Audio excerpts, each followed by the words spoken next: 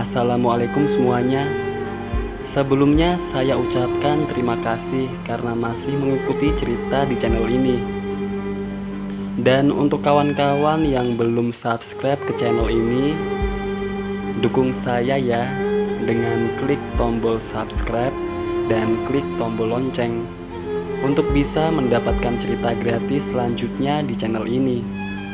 Oke, sebagai imbalannya, kali ini saya akan menceritakan cerita yang berjudul Di Mana Bumi Dibijak, di Situ Gaib Dijunjung.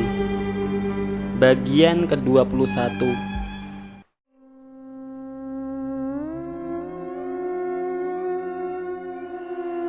Bapak kalau mau nyegah saya, Bapak harus bunuh saya.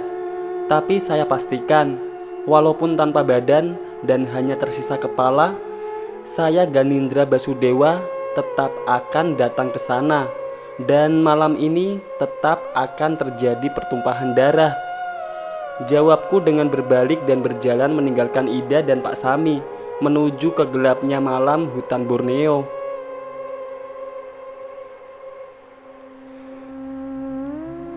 Sadar atau tidak, tapi kini telapak tangan dan dadaku terasa sangat hangat atau mungkin panas. Sekilas aku melihat ada seberkas cahaya merah terang dari kedua telapak tangan dan dadaku. "Cukup, diam di situ, Ndra," bentak Pak Sami kepadaku. Dek. Langkahku tiba-tiba terhenti dan terasa sangat berat, seperti ada yang menahan kedua kakiku untuk melanjutkan langkahnya. Jantungku berdebar kencang saat ini. Entah seberapa besar aku berusaha, tapi kakiku sama sekali tak mau digerakkan hingga aku berlutut dibuatnya. Berat, berat, dan semakin berat. "Bapak, udah," ujar Ida dengan suara tertahan seperti menangis, karena dalam keadaan ini aku sama sekali tak bisa menengok untuk melihat wajahnya. "Lepasin saya, Pak. Saya harus bunuh dia sekarang. Malam ini juga," teriakku di tengah kekakuan yang dialami tubuhku. "Jangan paksa saya, Ndra," bentak Pak Sami. "Ah!" teriakku sekencang-kencangnya dengan berusaha menggerakkan tubuhku. Udah, Indra," teriak Ida dengan menangis keras. Perlahan-lahan aku mulai bisa menggerakkan tubuhku kembali bersamaan dengan hawa panas yang ada di tangan dan dadaku menghilang. Tapi aku merasakan tubuhku jauh lebih ringan dari sebelumnya, seakan-akan aku bisa terbang saat ini. Yang ada di akal dan pikiranku sekarang adalah bagaimana caranya agar aku bisa segera menghabisi Endah. Tapi Pak Sami tak mungkin membiarkanku pergi dari hadapannya. Hingga apapun yang dia katakan tadi sudah terlaksana. Lagi pula, sama sekali tak ada jaminan aku bisa menghabisi orang yang telah mendapat perlindungan jika aku mengikuti semua sarannya. Aku harus melumpuhkan Pak Sami agar aku bisa sesegera mungkin mengakhiri kebiadaban Mbak Endah. "Maafin saya, Pak, tapi Bapak yang maksa saya," ujarku pelan yang langsung berlari ke arah Pak Sami dengan mengepalkan tangan sekeras-kerasnya untuk menyerang Pak Sami dengan kecepatan yang melebihi angin tercepat sekalipun. "Ini jawabanmu, Ndra," ujar Pak Sami yang tiba-tiba berubah menjadi kepulauan asap putih kecil dan hilang tertiup angin. "Hilang," pikirku dalam hati sambil memandangi tempat Pak Sami berdiri tadi. "Bapak, jangan!" teriak Ida keras mengagetkanku. Tapi belum sempat aku menengok ke arah teriakan Ida dan jelek. Dunia serasa berputar dengan cepat di pandanganku, atau aku yang sedang berputar-putar. Tapi sejenak aku Aku bisa melihat tubuhku tergeletak dengan darah segar yang terus keluar dari tempat yang seharusnya kusebut leher.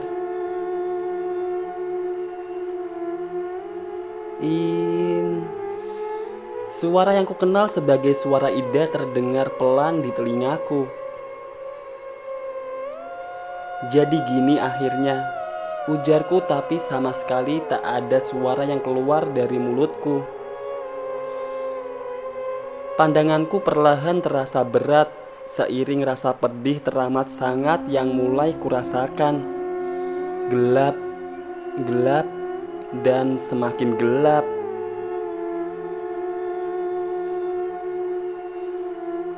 Suasana gelap gulita dengan kesunyian yang sangat mengerikan menyambutku saat aku membuka mata.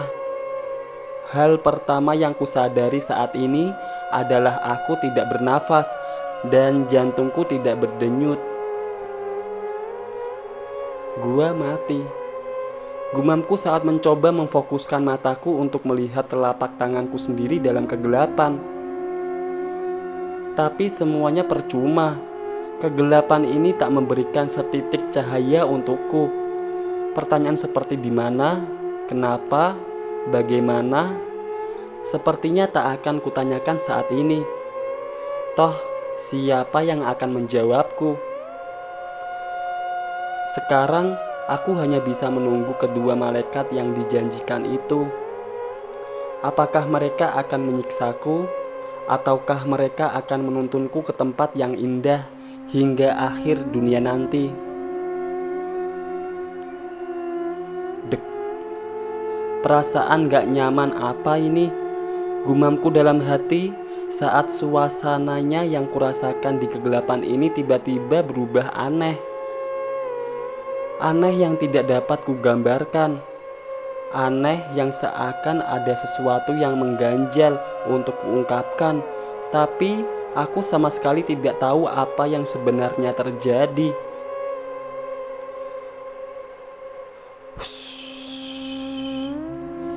Angin besar yang kuat tiba-tiba menerbangkanku dengan cepat.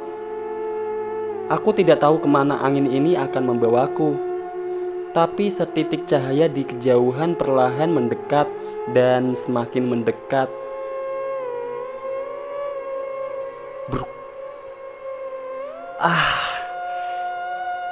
Herangku saat aku terjatuh di sebuah ruangan yang terang yang jika aku perhatikan aku mengenalinya, tapi entah di mana. Di hadapanku kini terpampang sebuah kamar sederhana dengan lemari yang berisi pakaian dan terlihat berantakan dengan baju yang berserakan di sana-sini. Tapi sepertinya semua ini sangat tidak asing bagiku.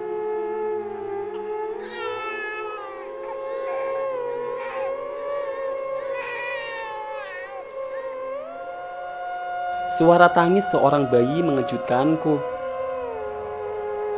Ternyata di samping kiriku, di atas sebuah tempat tidur kayu yang terlihat usang, ada seorang bayi kecil laki-laki yang meronta-ronta dengan tangisan yang sangat keras dan terdengar memilukan yang menandakan sepertinya dia sedang kelaparan. "Diem, gara-gara kamu istriku mati. Diem, atau saya bunuh kamu," bentak seorang laki-laki yang tiba-tiba memasuki ruangan. Bruk. Sebuah bau mentah yang dilayangkan oleh seorang laki-laki lain yang tiba-tiba memasuki ruangan kamar ini mendarat tepat di pipi laki-laki itu. Tapi tunggu, aku mengenal laki-laki itu. Itu adalah ayahku. "Jangan sembarangan ngomong, ini anak Mulan," ujar ayahku dengan sedikit membentak pada laki-laki itu. "Bukan, ini setan yang udah bunuh istriku," jawab laki-laki itu sambil menunjuk ke arah si bayi yang tangisannya semakin menjadi. "Ini anakmu," kembali ayahku membentaknya. "Bukan," ujar laki-laki itu dengan mengepalkan tangannya dan bersiap menghajar si bayi yang terbaring tak berdaya dengan tangisannya.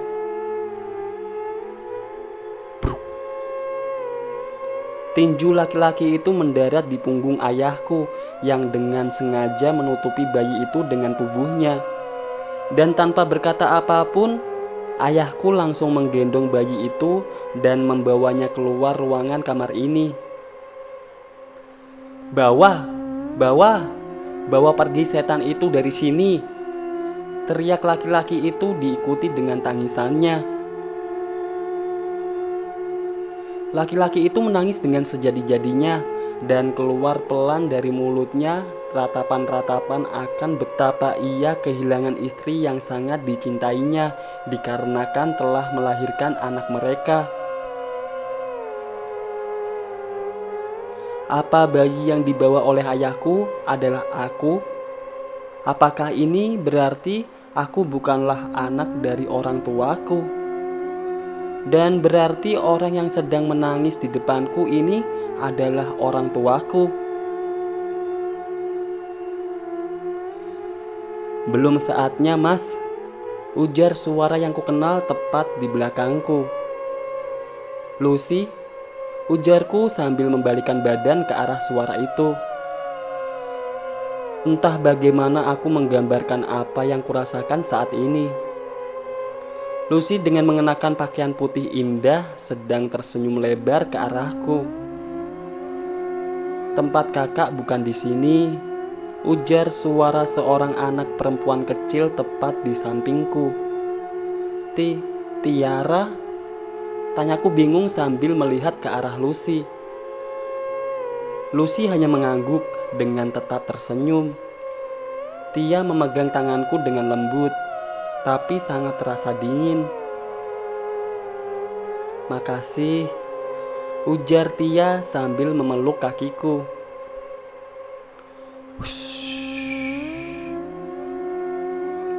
Angin kencang ini kembali berhembus dan menerbangkanku.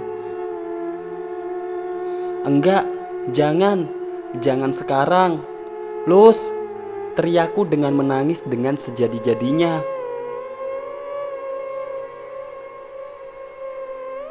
"Dra, tolong, bangun, jangan mati, Dra!" ujar sebuah suara yang samar-samar terdengar olehku di tengah kegelapan. Perlahan-lahan rasa nyeri dan pedih yang tadi kurasakan kini kembali dan semakin menjadi.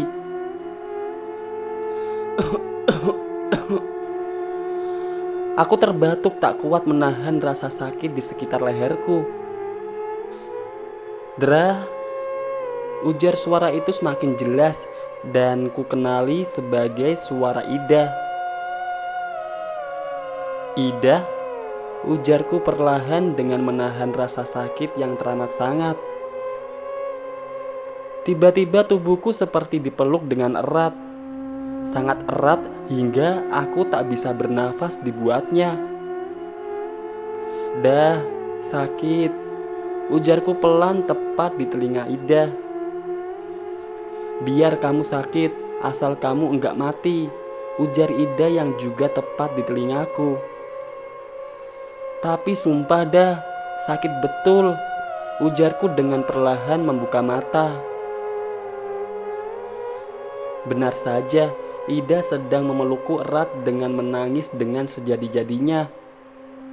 Sepintas aku melihat Pak Sami berdiri sambil memandangiku. "Maafin saya, Pak," ujarku pelan sambil tak kuat menahan tangis mengingat apa yang sudah terjadi padaku. Walaupun perlahan, tapi nyeri dan perih yang kurasakan di bagian leherku perlahan mulai meredah seiring dengan usapan tangan Ida yang begitu lembut terasa di leherku. Pak Sami melihatku dengan tatapan tajam dan sama sekali tidak menjawab permohonan maaf yang kuucapkan tadi. Tapi apa yang dia pikirkan terhadapku dengan pandangan seperti itu? Tapi aku sudah benar-benar merasa bodoh telah menantangnya. Sedangkan Ida masih dengan tangisannya. Aku benar-benar tidak bisa berpikir apapun. Apa yang harus aku lakukan sekarang? Tidak, lebih tepatnya apa yang harus aku katakan sekarang? Dengan tenaga yang sedikit telah pulih, aku bergerak mendudukkan diri dan melepaskan pelukan Ida yang terasa sangat erat di tubuhku. Ternyata memang aku tidak berkhayal. Seluruh bajuku telah dipenuhi oleh darah dengan bau amis yang sangat menyengat. "Dah, bajumu kotor semua," ujarku saat melihat pakaian Ida yang juga banyak terkena noda darah sambil memegangi kepalaku yang sejenak terasa sangat pusing. "Masihnya merhatiin baju orang, lihat nah bajumu sendiri modelnya gimana," ujar Ida dengan angkuh. Dengan melihat keadaanku saat ini, aku sedikit teringat kisah yang diceritakan oleh Pak Aksa dulu. Dia bercerita tentang bagaimana dia mencoba mengerjai ayahnya, dan yang terjadi malah dia yang terpental jauh hanya karena kibasan sorban ayahnya. Dan kini keadaanku tak jauh berbeda dengannya. Aku mencoba menantang Pak Sami, dan yang terjadi adalah kepalaku lepas dari tempatnya. Lepas, gumamku pelan saat menyadari jika kepalaku beberapa saat yang lalu lepas dari tempatnya sambil meraba-raba leherku. "Ternyata cepat juga ya," ujar Ida yang tengah memperhatikan gerak-gerikku. "Maksudmu?" tanyaku bingung. Krek, bruk.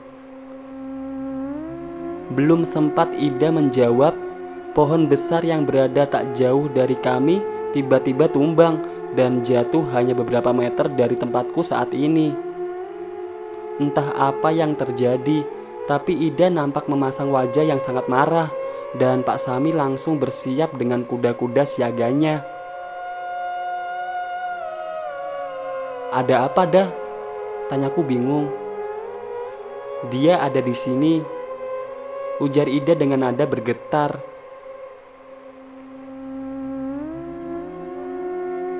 Ujar Pak Sami dengan bahasa yang tidak ku mengerti. Tapi jika ku dengar dari nada bicaranya, aku tahu pasti dia berbicara dengan seseorang atau lebih tepatnya sesuatu. Cedung, cedung, cedung. 3 kali guncangan terjadi, besar seperti sesuatu yang sangat dan teramat besar menghantam bumi hingga aku terpental ke udara setinggi beberapa senti setiap dentumannya. Gila, apa-apaan ini? Di Kalimantan mana ada gempa? Gumamku dalam hati sambil membayangkan apa yang akan terjadi selanjutnya, karena getaran barusan pasti dari sesuatu yang tidak beres, atau mungkin terlalu beres. "Bukan gempa," ujar Ida sambil menunjuk ke arah pangkal pohon yang tumbang tadi.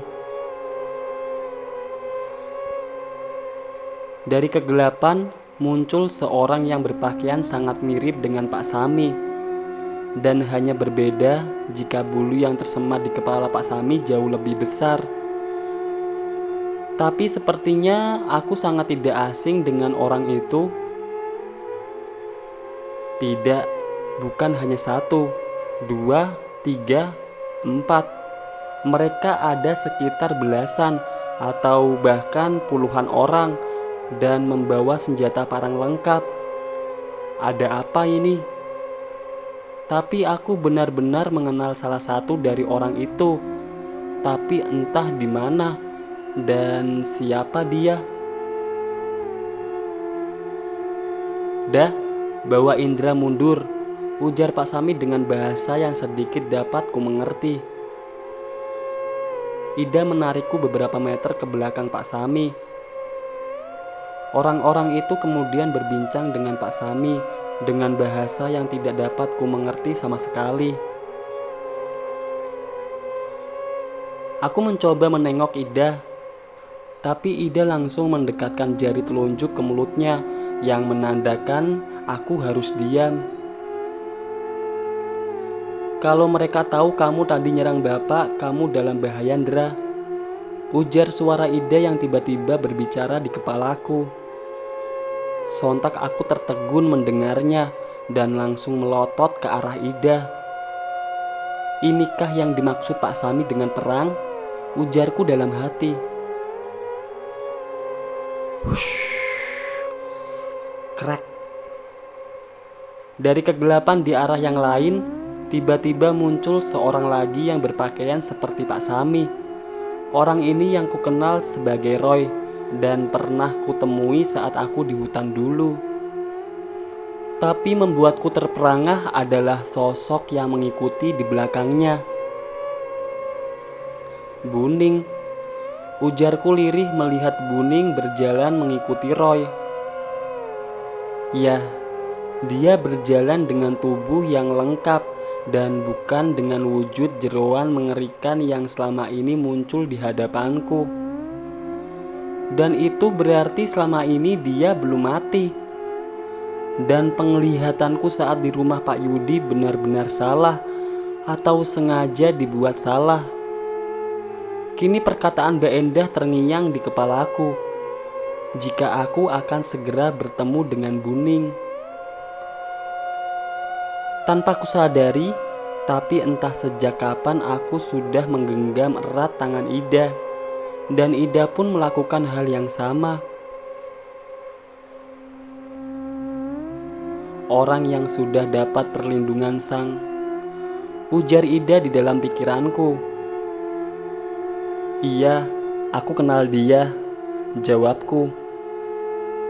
Sejenak Ida menengok ke arahku. Mungkin dia bingung jika aku bisa menjawabnya. "Jangan buat masalah," ujar Ida. Tapi kini dengan suara yang sangat pelan dan kujawab dengan anggukan. Buning melihat ke arahku dan tersenyum kecil, senyum yang penuh arti. Tapi saat ini aku mengartikan senyum itu sebagai kata, "Aku akan membunuhmu." Pak Sami dan beberapa orang yang muncul dari kegelapan tadi kembali berbicara dengan bahasa yang tidak ku mengerti. Andai saja aku punya alat penerjemah Doraemon. Saat ini aku benar-benar ingin tahu apa yang mereka bicarakan. Beberapa saat kemudian dari arah belakangku terdengar suara langkah beberapa orang. Dan saat ku tengok, ternyata di belakangku dan Ida kini telah berdiri 8 orang laki-laki yang pernah kulihat di perkampungan Pak Sami dulu. Dan seorang lagi adalah nenek tua yang pernah muncul di hadapanku dulu. Seorang nenek yang mengeluarkan darah dari mulutnya dan menetes mengenai balutan pakaian di tubuhnya yang kusangka saat itu adalah corak pakaiannya. Dan itu berarti dia adalah manusia dan bukan makhluk halus penunggu hutan seperti perkiraanku dulu. Tapi bedanya kini dia tidak mengeluarkan darah dari mulutnya, dan yang pakaiannya bernoda darah adalah aku. "Ayo Ndra," ujar Ida yang kemudian menarikku untuk berdiri. Iya," jawabku gagap. "Ini perang dah," tanyaku dalam pikiran Ida. Ida hanya menggelengkan kepalanya yang benar-benar tidak mengerti maksudnya. Apakah bukan atau tidak tahu? Aku benar-benar seperti terjebak di sebuah persidangan dan aku adalah tersangka utamanya.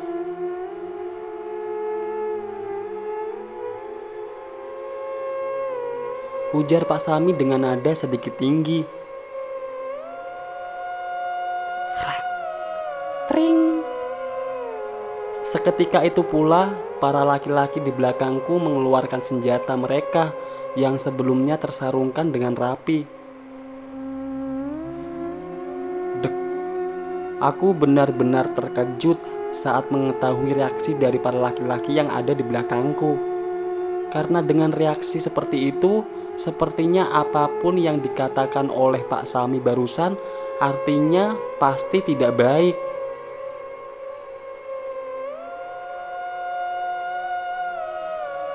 Ujar Pak Sami dengan sedikit berteriak.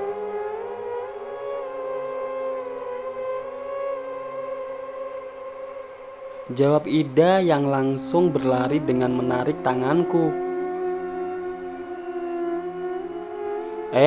Dah, tunggu, kenapa? Tanyaku bingung pada Ida yang menarikku dengan sekuat tenaganya.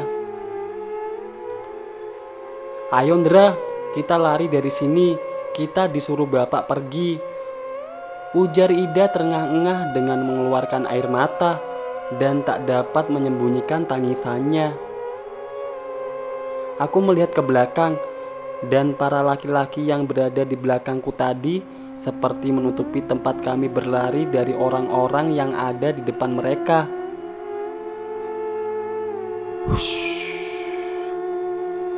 Tiba-tiba kabut putih menyelimutiku yang sedang ditarik oleh Ida. Dan kami seperti berlari di tengah kepulan asap yang sangat tebal hingga tak lama kemudian asap perlahan mulai menghilang dan digantikan oleh pekarangan depan sebuah rumah. Sebuah rumah yang kukenali, dan sudah lama sekali aku tidak mengunjungi tempat ini. Ini adalah halaman depan rumah Ida. Kita mau kemana dah? Tanyaku dengan mengatur nafas sehabis berlari, atau aku lebih suka jika menyebutnya seperti uperet yang ada di film Harry Potter. Nggak tahu, pokoknya kita pergi dari sini. Aku ambil baju dulu Ndra, bantuin aku biar cepet, ujar Ida yang langsung masuk ke dalam rumah sambil tetap menarikku hingga ke kamarnya. Ida mengeluarkan tas yang cukup besar yang berwarna pink dan memasukkan beberapa helai baju ke tas itu. Dah, jelasin ke aku, kenapa kita lari? Kenapa kamu bungkusin baju gitu? Terus apa yang sebenarnya terjadi di sana? Ujarku pada Ida yang sedang sibuk dengan tas pink besarnya. Gak ada waktu, aku jelasin di jalan ya, ujarnya tanpa menengok ke arahku. Kita mau kemana? Ujarku dengan sedikit berteriak. Udah, ayo kita pergi, ujar Ida tanpa memperdulikan pertanyaanku dan langsung menarik tanganku dengan kuat. Apa-apaan sih ini dah? Tanyaku dengan membentak Ida yang terus menarik tanganku. Diem, kita lari sekarang, kita buat awal yang baru, kita nikah di sana, ujar Ida sambil tetap menarik tanganku di dalam kabut putih tebal yang menyelimuti kami. Hah? Tunggu, bentakku pada Ida dengan melepaskan tanganku dari tarikannya. Perlahan kabut di sekitarku menghilang dan kami masih tetap ada di rumah Ida. Kenapa Ndra? Kamu gak mau nikah sama aku? Ujar Ida dengan tertunduk sambil menangis. Dan bersambung. Ditunggu ya di bagian selanjutnya.